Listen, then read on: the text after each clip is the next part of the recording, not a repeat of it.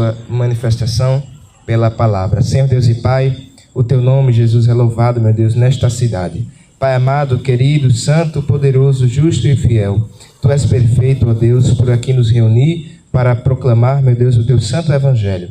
Pai amado, agradecemos por esta oportunidade e te pedimos em especial que o Senhor confirme em nossos corações esta palavra, meu Pai. Permanece conosco até o final deste culto e até o final de nossa vida. Em nome de Jesus, amém. Glória a Deus. Amém, Jesus. Nós conhecemos esta passagem e sabemos que Jesus ali estava na reta final. Ele estava como que num saguão de embarque do céu para se despedir dos discípulos. E o filho, naquela posição, ele sabia que, vindo à terra, desenvolveria laços de afinidade com seus discípulos e com outros personagens da Bíblia Sagrada.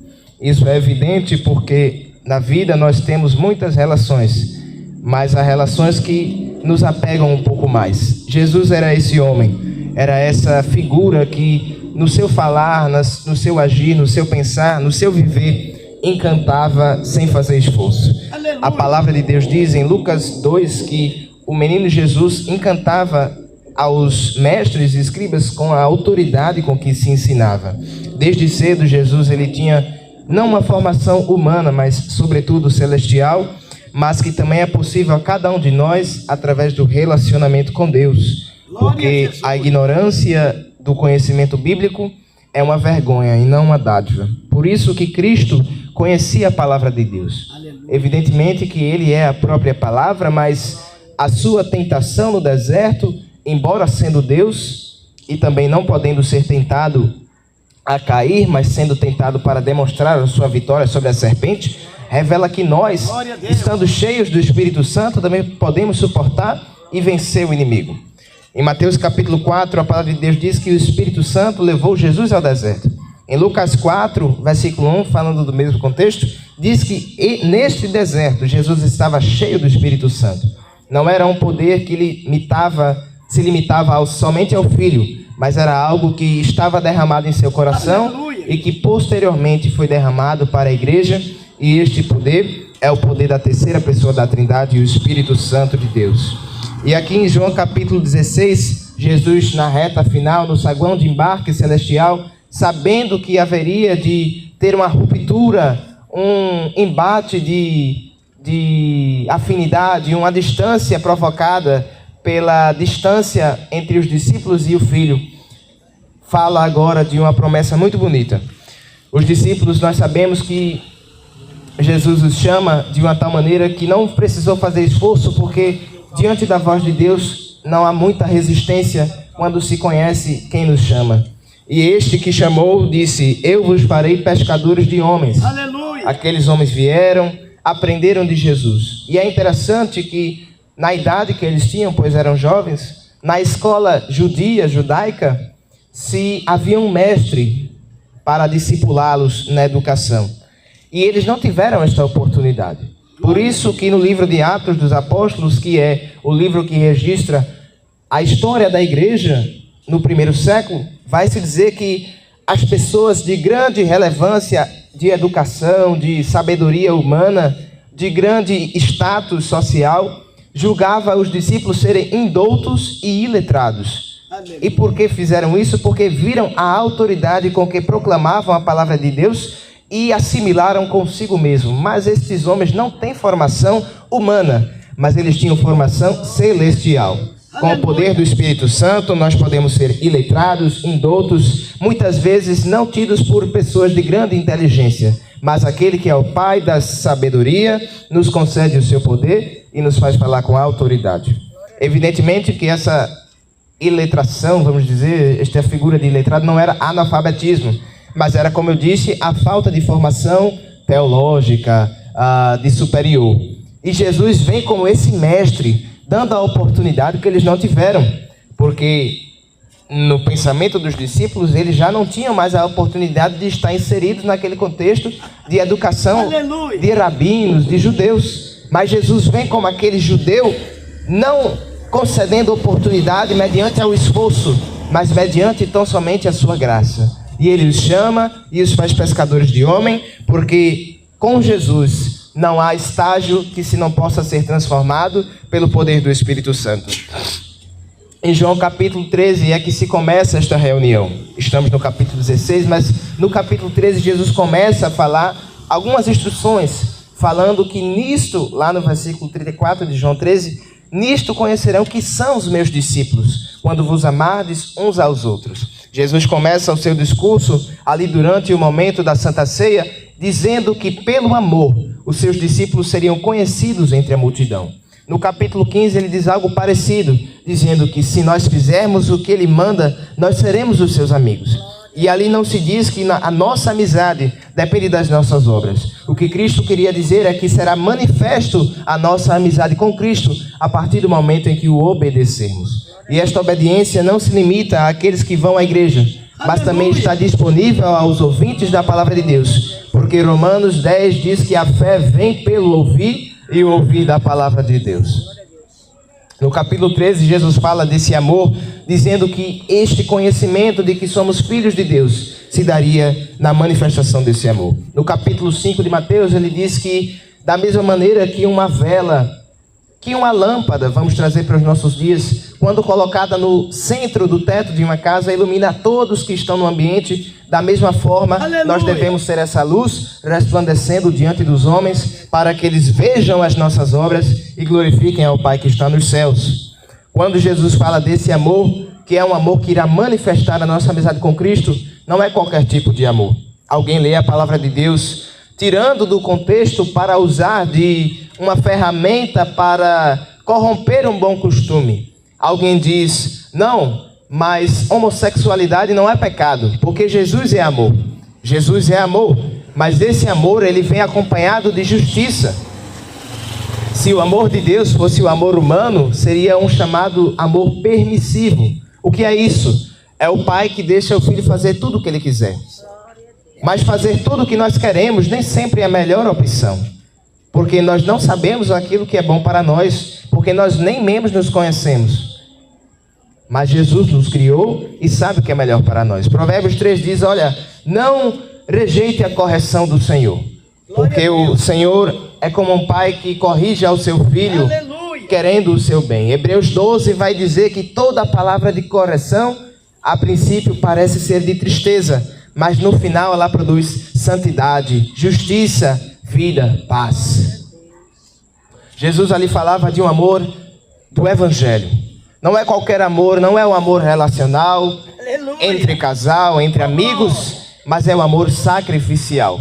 O amor revelado em João 3,16 que diz, porque Deus amou o mundo de tal maneira que deu o seu Filho unigênito, para que todo aquele que nele crê não pereça, mas tenha vida eterna.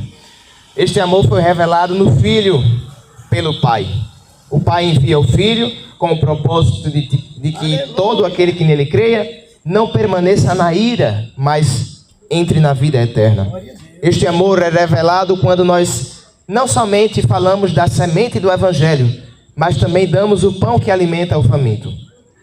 Este amor é revelado não somente quando nós espalhamos a semente do Evangelho, mas também quando nós concedemos a água da vida e a água desta vida.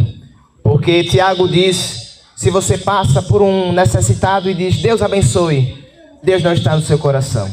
Nós precisamos agir, porque evidentemente há a vida eterna no porvir, mas nós estamos de passagem, nós estamos ainda aqui, precisamos estender o braço a quem é necessitado. Continuando os discursos, no capítulo 14, Jesus vai dizer uma palavra muito conhecida, não se turbe o vosso coração, credes em Deus, crede também em mim. Na casa de meu pai há muitas moradas. Se não fosse assim, eu vou-lo teria dito, pois vou preparar-vos lugar. Jesus é o tipo de figura que não somente é homem, mas também é Deus. Aleluia. Plenamente homem, plenamente Deus. É o tipo de figura que faz promessas e faz questão de relembrar estas promessas.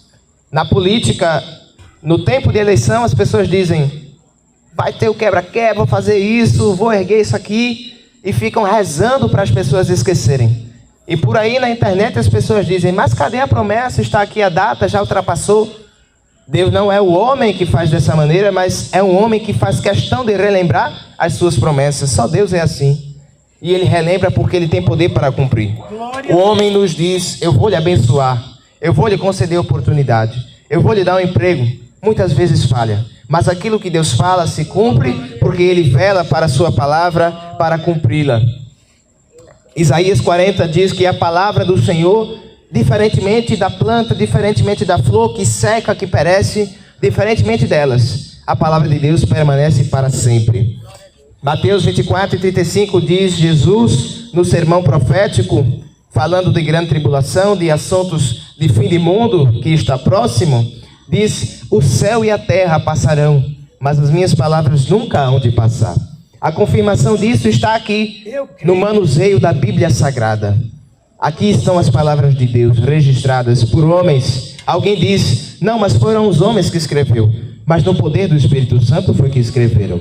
Ninguém, diferentemente, se você aqui escrever uma mensagem de WhatsApp e outra pessoa recebê-la, quando for emitir essa mensagem para outra pessoa, vai haver um ruído, vai haver alguma perda de comunicação. É como um telefone sem fio. Mas Deus, durante 1.600 anos, usando mais de 40 autores em diferentes continentes, escreveu uma mesma história. A história da salvação que é em Cristo Jesus. Aleluia! No Antigo Testamento, Deus se revela na criação, dizendo que no princípio, no capítulo 1 de Gênesis, criou Deus os céus e a terra. Alguém aí pensa que Jesus só aparece no Novo Testamento, mas na abertura do Evangelho de João diz que no princípio era o Verbo, e o Verbo estava com Deus, e o Verbo era Deus. Este Verbo está manifesto no primeiro versículo da Bíblia. No princípio criou. Este criou aqui revela o Filho de Deus, a matéria-prima da criação, o qual Colossenses afirma que é a imagem do Deus invisível. A continuação diz que o Espírito de Deus se movia sobre a face das águas, no versículo 2. Agora o Espírito Santo aparece, confirmando a criação, movendo a criação, vibrando a criação, produzindo movimento. Se movia sobre a face das águas. Esse movimento evidencia transformação. O Pai usa o Filho para criar e o Espírito Santo é quem convence do pecado. Aleluia! Glória! O Pai envia o Filho, nós cremos no Filho e o que nos faz crer é o Espírito Santo. O Filho é batizado, o Pai está nos céus, envia o Espírito e diz: este é o meu Filho amado em quem eu tenho prazer. Jesus em Mateus 28 diz: fazei discípulos, batizando-os em nome do Pai. Ele não diz em nome do Pai, em nome do Filho, em nome do Espírito. É um só nome, o nome sobre todo nome, o nome do Senhor. Batizando-os em nome do Pai, do Filho e do Espírito Santo. Na bênção apostólica, aqui a graça do Senhor Jesus, o amor de Deus, o nosso Pai, e as consolações do Espírito Santo sejam com todos vós. A Trindade se revela, e isso é importante de entendermos, porque por aí há alguém que diz que Jesus não é Deus. Por aí há alguém que diz que o Espírito Santo não é Deus. Mas estamos aqui para estender a palavra, a bandeira do Evangelho e dizer que Jesus é Deus. Que Jesus é homem, mas é Deus feito homem para morrer em nosso lugar. Porque um homem não poderia redimir a nossa alma, porque o Salmo 49 diz que nós não podemos dar o preço pela nossa alma, mas Jesus, sendo Deus, humilhou-se a si mesmo, assumindo a forma de servo e achado na forma de homem, humilhou-se a si mesmo, sendo obediente até a morte, e morte de cruz, pelo que Deus o exaltou soberanamente e lhe deu o nome que é acima de todo nome, para que a este nome se dobre todo o joelho no céu, na terra e embaixo da terra, e que toda a língua confesse que Jesus é o Senhor, para a glória de Deus Pai. Glória a Jesus. Este Jesus ainda tem que lidar com alguém que não se dobra, mas quando ele vier em glória com a sua igreja, alguém vai ter que dizer que era real. Mas a vida, como o nosso irmão Inácio disse, a porta da graça está aberta. Enquanto houver vida, há esperança. Mas haverá um dia final em que não se poderá mais abrir a porta e ficará do lado de fora clamando pela salvação. E enquanto a salvação está disponível, Deus diz: quando ouvirdes a minha voz, não endureça o seu coração. Que em cada um de nós não haja um coração mau para se apartar, se afastar do Deus vivo, mas que sejamos obedientes à sua palavra. Jesus diz: não se turbe o vosso coração. Aleluia, Jesus. Aleluia. Jesus estava dizendo ali a discípulos que estavam tristes porque Jesus ia ter que embarcar no avião celestial e retornar ao seu lugar em que um dia também já esteve. Porque ele desde sempre existiu, é eterno. Ele estava dizendo: não se perturbem, não fiquem tristes. Logo após ele vai dizer que enviaria um igual a ele, a terceira pessoa da Trindade, o Espírito Santo. Mas no versículo 2 ele diz que na casa do Pai de Jesus, que é também nosso Pai, há muitas moradas. Jesus aqui diz, numa figura, usando ali esta palavra como albergues, como hotéis. Jesus está ali dizendo que tem abrigo para todos. Alguém aqui na terra não lhe concede, muitas vezes, um prato de comida, mas Jesus tem uma casinha preparada para você lá no céu.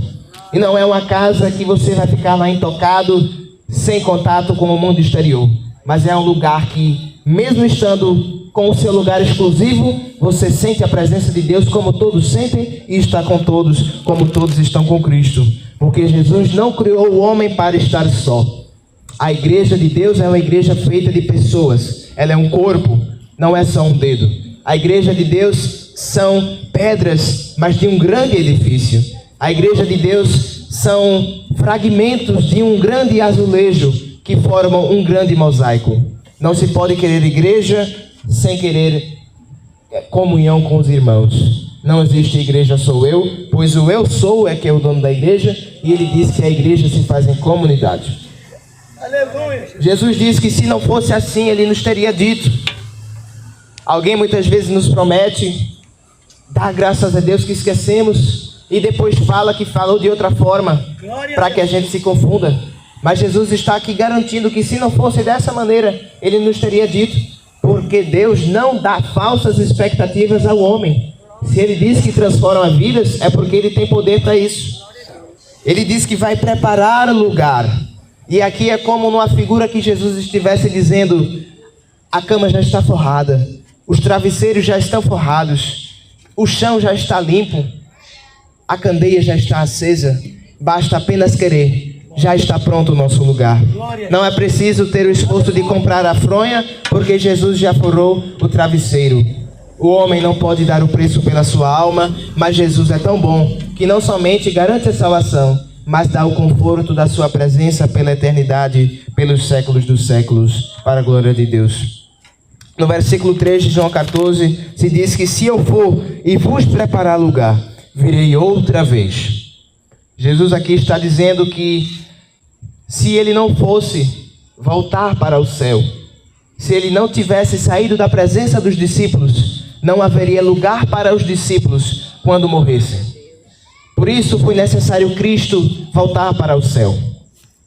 Como dissemos, Jesus é Deus, mas estava ali limitado, não na sua glória, mas, quero dizer, não no seu poder, nem na sua divindade, mas na sua glória.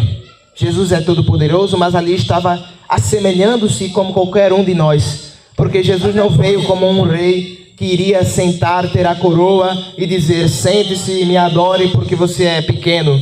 Isso é verdade, mas ele vem humilde, ele vem lavando os pés dos discípulos, ele vem dizendo à mulher samaritana que tem uma fonte de águas vivas abertas, ele vem dizendo para um cego: se queres que eu te cure, eu posso te curar, quero, seja limpo. Jesus veio numa figura humilde, e ele disse: se eu for e vos preparar lugar, virei outra vez. Jesus, sendo Deus, estava limitado a um corpo humano. E sendo nós limitados a um corpo humano, é evidente que nós não podemos estar em dois lugares ao mesmo tempo. Jesus é Deus, ele, uma vez já ressuscitado, com o seu corpo restituído à glória excelsa, atravessou uma porta. Não porque era um espírito e não carne, mas porque ele tinha corpo glorificado, e este corpo já não é limitado mais à dimensão física. E aí ele diz, ele tem que voltar para o Pai, porque se ele não for, o Espírito Santo não será enviado. E o Espírito Santo, diferentemente do Filho, ele pode ser derramado em todo lugar.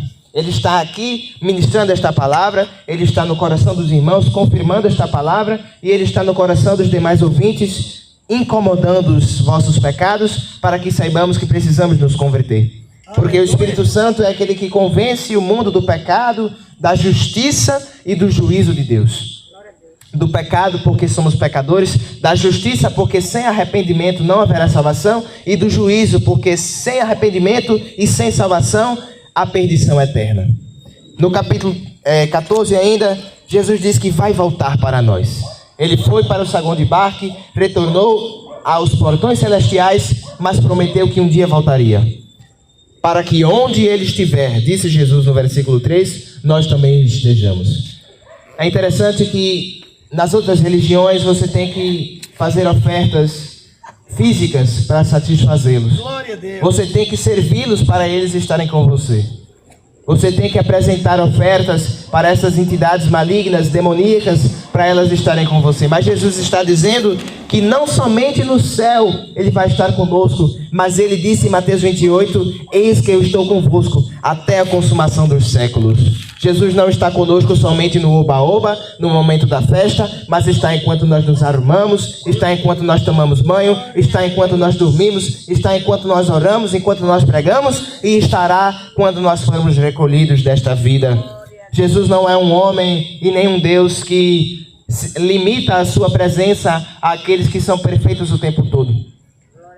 Porque nós não conseguimos. Se Jesus fosse para os centros religiosos mais badalados, Ele disse, olha, eu não vim para os sãos, para os curados, eu vim para os doentes. Se Ele estivesse nesse círculo de pessoas que se acham perfeitas, não haveria transformação. Haveria somente destaque ao homem. E onde o homem se destaca, a presença de Deus, ela é esquecida. Mas quando a presença de Deus vem na sua totalidade, o homem sabe que é pecador e que não tem lugar na vida eterna se não aceitar Jesus. Foi assim que Jesus disse em João 3, ou melhor, que João Batista. Aquele que não aceitar Cristo permanece na condenação. E a mensagem é essa: quem tem Jesus vai para o céu, quem não tem Jesus irá para o inferno. Isso não é dito porque queremos que assim aconteça, mas é dito como um alarme, porque a mensagem do Evangelho é uma mensagem urgente. Jesus, ele falou mais do inferno do que do céu. Aleluia. Aqui registrado na sua palavra. Porque é evidente que é necessário o homem saber da emergência do seu pecado para ir correndo para o remédio que é Cristo. Eu não posso saber da minha doença se eu não for para o remédio que me cura por completo.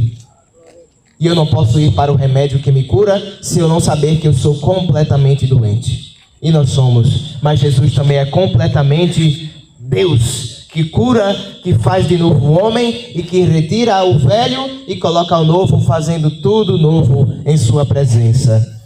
No versículo 4, Jesus ali, pressupondo, ele é todo poderoso, sabia de tudo, mas fazendo com que os discípulos perguntassem e ele pudesse responder, ele disse, olha, mesmo vocês sabem para onde eu vou e conheceis o caminho.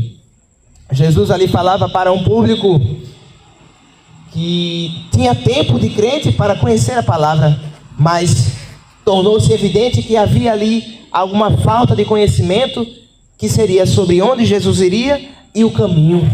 Mas Jesus teve estratégia, porque Jesus não é pego de surpresa. Tomé lhe disse, Senhor, nós não sabemos para onde o Senhor vai. E como poderemos saber o caminho? Se nós não sabemos a vida de Jesus, nós não podemos saber que Ele é esse caminho. Eu não posso querer entrar na estrada sem antes vê-la no Google, sem antes vê-la no mapa, porque senão eu vou me perder. E assim é na nossa vida cristã e na vida de quem não é. Se você não estiver com a bússola que é Cristo, você não irá para o norte. Se você não estiver com o mapa que é Cristo, você não irá chegar no seu destino. Se você não estiver no Uber da revelação, você não vai chegar em casa. Querer chegar no céu sem Jesus é uma contradição muito grande. É como querer ser feliz sem estar alegre. É como querer dar à luz com um casal que não é homem e mulher. É como querer que o seu filho lhe reconheça por grande coisa, sendo que você bate nele todos os dias. Nós não podemos esperar algo de alguém, sem que nós façamos por onde. E Jesus tinha essa autoridade para dizer que Ele é este caminho. Por isso que Ele disse, eu sou o caminho, a verdade e a vida. Ninguém vem ao Pai senão por mim. Jesus aqui rebate refuta, acaba de vez com todas as religiões que pregam algo diferente de Cristo. Porque ele não fala que ele é um caminho, um meio para conhecer a verdade, um meio para se obter a vida. Ele emprega um artigo definido, ou seja, que não abre margem para pluralidade. É somente ele. Ele é o caminho. Não é um, mas o caminho. A verdade e a vida. Alguém diz, não, mas Deus está errado porque só há essa opção. É uma única opção, mas que está disponível para todo aquele que crê. É o único caminho, mas que está aberto para todos que se dispuserem a caminhar por ele. Eu creio, Jesus. É uma única verdade. Alguém diz que há mais de uma verdade, que a verdade é relativa, que o que é certo para mim é errado para você, o que é certo para você pode ser errado para mim, mas isso está errado.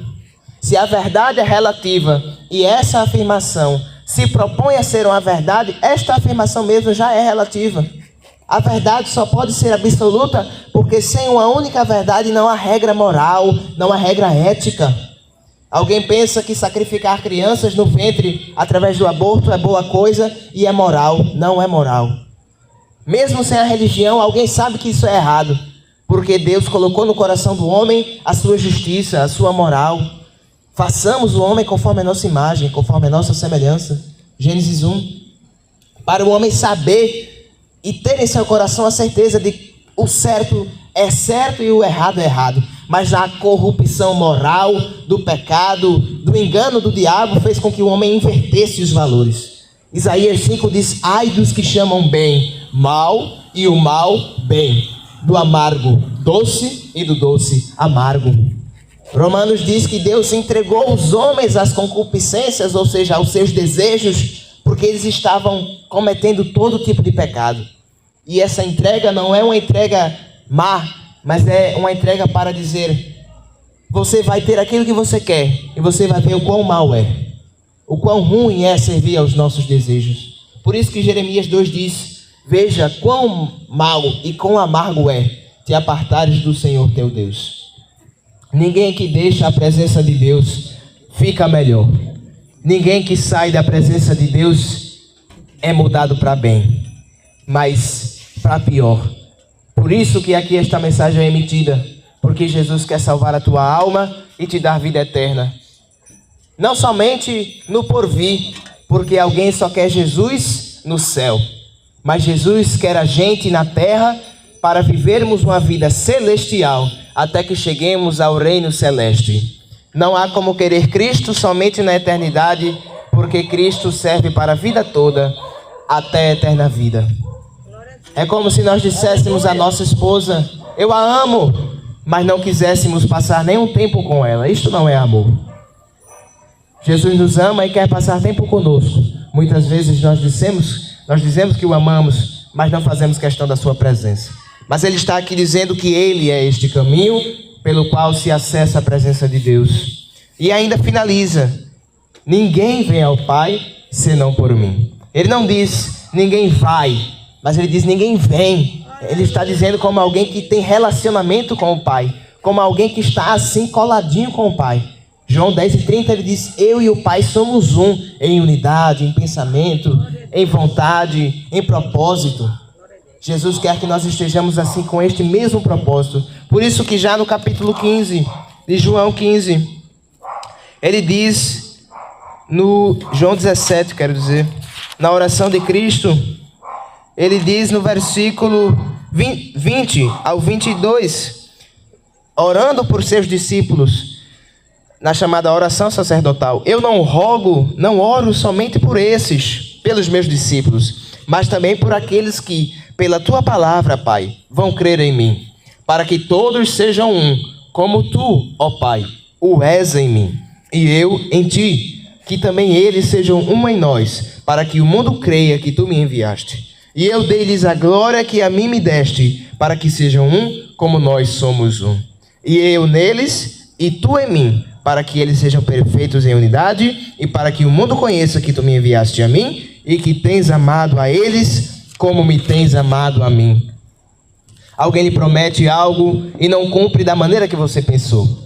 Mas Jesus está dizendo que a maneira que o Pai o amou como filho é a maneira que o Filho nos ama, enquanto os seus filhos também. Jesus não tem perda no seu amor. Ele começa dizendo que ama e este amor perdura, porque não é um amor que depende da resposta de quem é amado. Jesus não nos ama por causa de nós. Jesus nos ama apesar de nós. Nós somos falhos, pecadores, reféns da graça de Deus, mas mesmo assim Jesus está todos os dias nos enviando a porção diária, nos enviando o fôlego de vida, e muitas vezes nós não queremos servi-lo com essa nossa adoração em espírito e em verdade. Mas Jesus aqui convida a todos os ouvintes a servi-lo com mais amor e passar a servi-lo por seu amor. Jesus no capítulo 15 diz no versículo 18: se o mundo vos aborrece, sabei que primeiro do que a vós me aborreceu a mim. É muito bom ter o amor de Deus, mas com o amor de Deus, praticando este amor, vem as consequências de praticá-lo, de manifestar esse amor. Eu disse que Jesus, no capítulo 15 também, lá no versículo 14, ele diz: vós sereis meus amigos se fizerdes o que eu vos mando. Ele não está dizendo que é aquele amigo mesquinho. Não, se você quebrar minha confiança, acabou a nossa amizade. Não, ele está dizendo que será manifesto que nós temos relacionamento com Deus. E agora ele está dizendo que é muito bom ter relacionamento com Deus, mas isto traz consequências. Se o mundo vos aborrece, sabei que primeiro do que a vós me aborreceu a mim. Este aborrecimento não é um aborrecimento de poucas curtidas no Instagram. Não é um aborrecimento de alguém não lhe responder no WhatsApp. Mas é algo muito mais profundo. É algo que você tem que lidar todos os dias. É o preço que se paga por servir a Deus. Aleluia. Muitas vezes nós, no mundão, tínhamos amizades, tínhamos ligações com pessoas de grande importância, mas quando acabou o dinheiro, todos foram embora. Mas Jesus está aqui dizendo que este aborrecimento não limita o amor dele por nós, porque ele está dizendo que primeiro do que a nós, o mundo o aborreceu. Jesus disse que se chamaram ao Senhor da casa de diabo, quanto mais chamarão aos serviçais desta casa. Ele estava dizendo que se nós servimos a Deus e Deus é escarnecido, é zombado pelos homens, quanto mais aqueles que o servem, que nem creem que Deus existe. Mas o Senhor é real, e mesmo que ele não seja crido pelas pessoas que escutam o Evangelho, um dia elas terão que dobrar os joelhos e confessar que Jesus é o Senhor, quando ele vier em glória com a sua igreja arrebatada antes da grande tribulação. Continuando, Jesus diz: se vós fosseis do mundo, o mundo amaria o que era seu. Alguém pensa que por servir a Deus vai conseguir muitas amizades, mas na verdade vai perder a maioria, se servir a Deus com veracidade, se servir a Deus com verdade. É muito bom servir a Deus, mas precisamos lidar com as consequências da solidão, do sofrimento. Mas Jesus está aqui dizendo que se nós fôssemos desse mundo, o mundo amaria o que era seu. Mas, porque não sois do mundo, pausa. Jesus está aqui dizendo que nós somos separados do mundo. Mas não basta ser separado. Algum budista, algum kardecista, candomblessista, é tido por espiritual. Essa pessoa é separada do mundo que ela pensa que é mundano. Mas o problema não está em ser separado, mas está sobremaneira em quem nos separou. Jesus diz: antes eu vos escolhi do mundo, por isso é que o mundo vos aborrece. Não é porque nós somos de lá, mas é porque foi Jesus que nos tirou de lá. Mas este Jesus que nos tirou do mundo, nos tira para colocar-nos em lugares celestiais, para também nós possamos, pelo seu poder, tirar alguém que está prostrado ao pecado. Lembrai-vos da palavra que vos disse, versículo 20. Não é o servo maior do que o seu senhor. Se a mim me perseguiram, também vos perseguirão a vós. Se guardarem a minha palavra, também guardarão a vossa. Mas tudo isso vos farão por causa do meu nome, porque não conhecem aquele que me enviou. No capítulo 16, na nossa leitura, está escrito que Jesus, com esses discípulos, agora tendo conhecimento do amor de Deus, dos mandamentos, e tendo também o conhecimento das consequências de obedecê-lo, vão agora ouvir uma palavra de consolo. Quem serve a Deus muitas vezes é escarnecido, escorraçado, é alguém que não tem muito crédito perante os homens. Mas Jesus disse que assim também nós, agora, na verdade, temos tristeza. Mas outra vez vos verei e o vosso coração se alegrará. E a vossa alegria ninguém tirará. Alguém pensa que estar no mundo é ser alegre, mas a alegria do mundo, que vem de maneira rápida, com a mesma rapidez que veio, também vai embora. Alguém, para se utilizar do pecado, do prazer do pecado, basta abrir um site no celular e se usar ali daquele conteúdo imoral sexualmente. Mas aquela alegria só dura aquele momento e após a tristeza volta. Mas com Jesus, esta tristeza, embora aqui com sofrimento, ninguém vos tirará. Jesus, quando vier, consolará os seus servos com esta alegria, e está disponível esta alegria também para quem quiser servi-lo, porque basta crer, porque a fé vem pelo ouvir e ouvir a palavra de Deus. Esta alegria que ninguém tirará é uma alegria tão grande que em 1 João capítulo 3, versículo 1 é nos dito que ainda não é manifesto o que havemos de ser. Nós não ainda estamos no nosso estágio final de corpo glorificado. Mas quando isto for manifesto, nós não somente veremos a Cristo na sua totalidade, mas também seremos como Ele é de maneira total. Jesus nos promete Glória a Deus. Conhecimento do Salvador e também nos promete a sua glória. Ele não divide a sua glória conosco, mas Ele reparte a sua glória conosco. Aleluia. Porque no capítulo 17, ele diz no versículo 22, eu deles a tua glória. Eu deles a glória que a mim me deste, para que sejam um, como nós somos um. No versículo 23, naquele dia nada me perguntareis. Na verdade vos digo que tudo quanto pedides a meu Pai, em meu nome, Ele vou-lo-á de dar. Glória a Deus. Versículo 33, para encerrar esta breve reflexão, é dito que Jesus diz, tenho-vos dito isso, para que em mim tenhais paz. Jesus entoa todos esses discursos, falando da paz futura, para que nós tenhamos paz nesta vida. Por isso que ele diz, a minha paz vos dou, não a dou como o mundo a dá. Porque a paz do mundo é passageira, mas a paz de Jesus Cristo é eterna. Ele continua, no mundo tereis aflições, mas tende bom ânimo, eu venci o mundo. Esta vitória não se resume a Cristo, porque em 1 João, o apóstolo vai dizer que a fé que vence o mundo é esta, que Jesus é o Filho de Deus. Se nós cremos que Jesus é o Filho de Deus, o maligno não nos toca e nós somos conservados para a eterna vida. Se alguém ouvinte desta palavra creu em seu coração e deseja confessar com sua boca, basta dobrar o seu joelho onde estiver e aceitar o Senhor Jesus como seu Senhor e Salvador. E assim terás a garantia da vida eterna. Basta crer no coração, confessar com a boca, e Jesus diz que assim o homem será salvo. Uma vez um soldado perguntou a Jesus, o que é que eu farei para ser salvo? Perguntou ao apóstolo Paulo, o que eu farei para ser salvo? E Paulo disse, crê no Senhor Jesus, e será salvo tu e tua casa.